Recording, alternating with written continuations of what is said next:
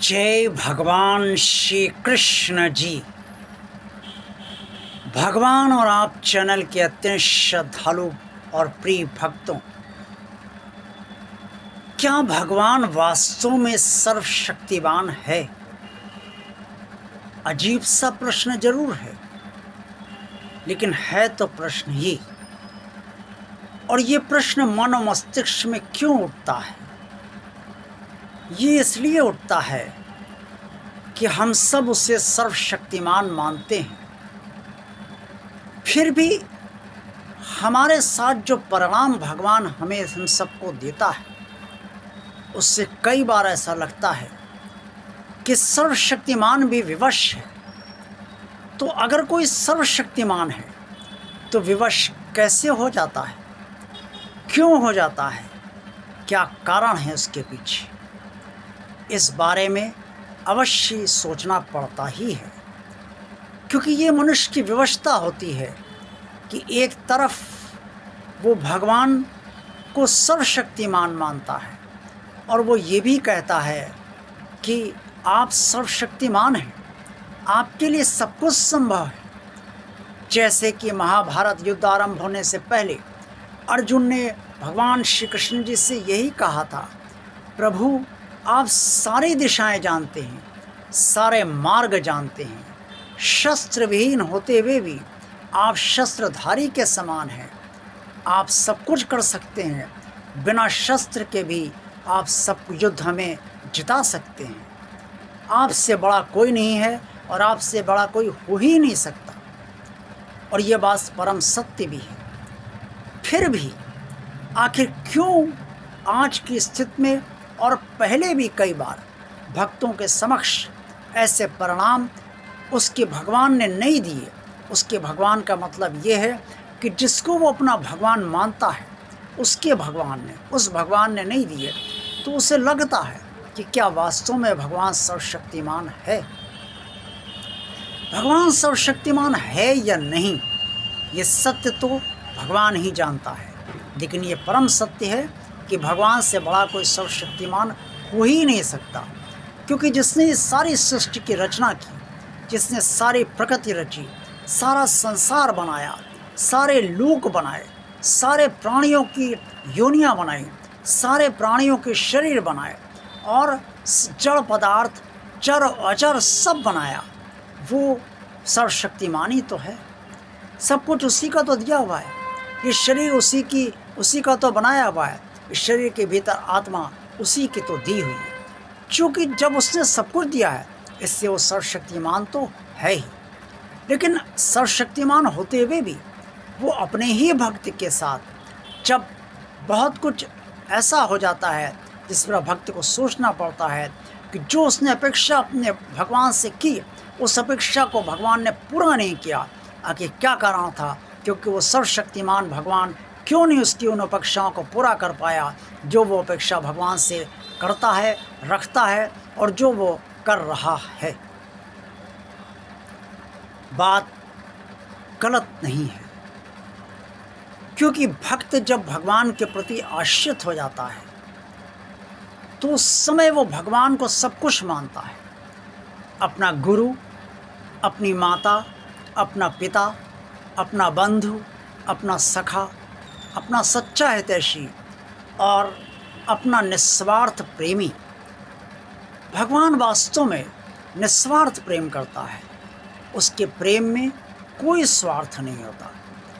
अब जब भक्त की भावना ही ये होती है कि उसका भगवान ही उसका गुरु है, उसकी माता है, उसका पिता है, उसका बंधु है, उसका सखा है, उसका सच्चा हितैषी है और उससे निस्वार्थ प्रेम करता है, तो फिर वो सर्वशक्तिमान परमात्मा जिससे भक्त की भावनाएं इतनी गहराई से जुड़ी हुई हैं, भक्त की हर अपेक्षा को पूरी क्यों नहीं करता? और भक्त के सामने जब समस्याएं आती हैं तो हर समस्या के निदान करने में इतना विलंब क्यों लगाता है? क्या कारण है कि भक्त को दुख भोगने पड़ते हैं और क्या कारण है कि भक्त को सुखों का त्याग अक्सर करना पड़ता है? जीवन भक्त का भी संघर्षमय बना रहता है। और भक्त के प्रारब्ध को भी भगवान समाप्त नहीं करता, फिर भी वो सर्वशक्तिमान है। तो भाई कैसा सर्वशक्तिमान है?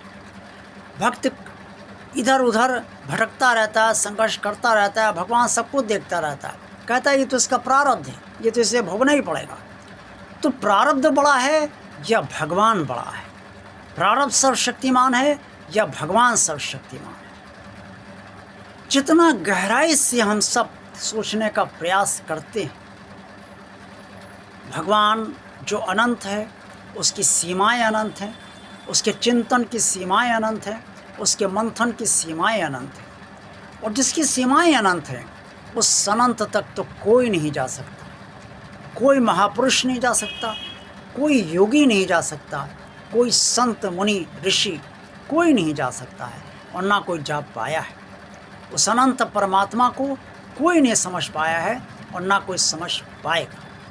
तो जब अनंत परमात्मा को नहीं समझ पाया तो उसका चिंतन मंथन भी अनंत कहाँ तक कर पाएगा? लेकिन जहाँ तक भी संभव हो पाया है वहाँ तक लोग करने का प्रयास करते हैं। इसलिए इस बारे में अवश्य समझा जाना चाहिए और समझना चाहिए कि भाग्य तो हमारा, हम सबके पूर्व जन्मों का कर्मफल है। जो हम सब ने किए हैं अच्छे बुरे, उसका फल भोग हमें करना है। ये नियम भी सर्वशक्तिमान भगवान ने ही बनाया है और उस नियम का पालन वो खुद करता है। ये नियम उसने इसलिए बनाया ताकि सारे प्राणियों के साथ न्याय हो और किसी को ये ना लगे कि उसके साथ अन्याय हो रहा है। लेकिन वर्तमान जन्म में पूर्व जन्म तो याद रहता नहीं। अब ऐसे में हर आदमी विचलित होता है, क्या पता पूर्व जन्म में क्या किया था। जो सामने आ रहा है उससे वो लगता है कि तो गलत हो रहा है। तो ऐसे ही जब हम वर्तमान जन्म में कोई गलत कार्य करते हैं तो उस समय में नहीं सोचते हम गलत कर रहे हैं, उस समय में सोचते हैं ये सही है, इसको किया जाना चाहिए, और भगवान की दृष्टि में वो गलत है। तो उसका फल अगर हमें इस जन्म में नहीं मिल पाया तो अगले जन्म में मिलेगा। अब जैसे इस जन्म में हमने नहीं सोचा कि ये गलत है, हमने गलत को सही माना, वैसे ही अगले जन्म में जब गलत कर्म का हमें फल मिला तो हमें ये नहीं पता चलता है गलत क्यों हो रहा है, तो ये गलत उसी गलत का फल मिल रहा है। ऐसे समझकर प्रारब्ध को समझने का प्रयास अवश्य किया जाना चाहिए। भगवान सर्वशक्तिमान था, सर्वशक्तिमान है और सर्वशक्तिमान रहेगा। जब भक्त के अस्तित्व पर संकट होता है, जब भक्त की ऐसी कोई समस्या, ऐसा कोई संकट या महासंकट उसके सामने होता है जो भक्त को पूरी तरीके से तबाह नेस्तनाबूद कर देने पर आमादा हो जाता है, उस समय भगवान सुदर्शन चक्रधारी भगवान कृष्ण जी, या आप जिसे भी मानते हैं वो आपका भगवान, आपकी अभीत रक्षा और सुरक्षा करने के लिए तैयार हो जाता है और तुरंत आपके पास पहुंच जाता है और आपका कोई बाल बाका भी नहीं कर पाता है।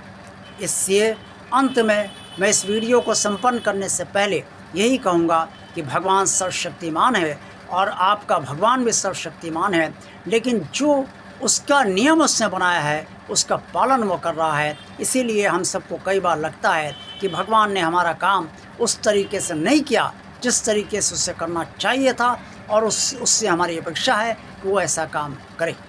देखते रहिए भगवान और आप चैनल।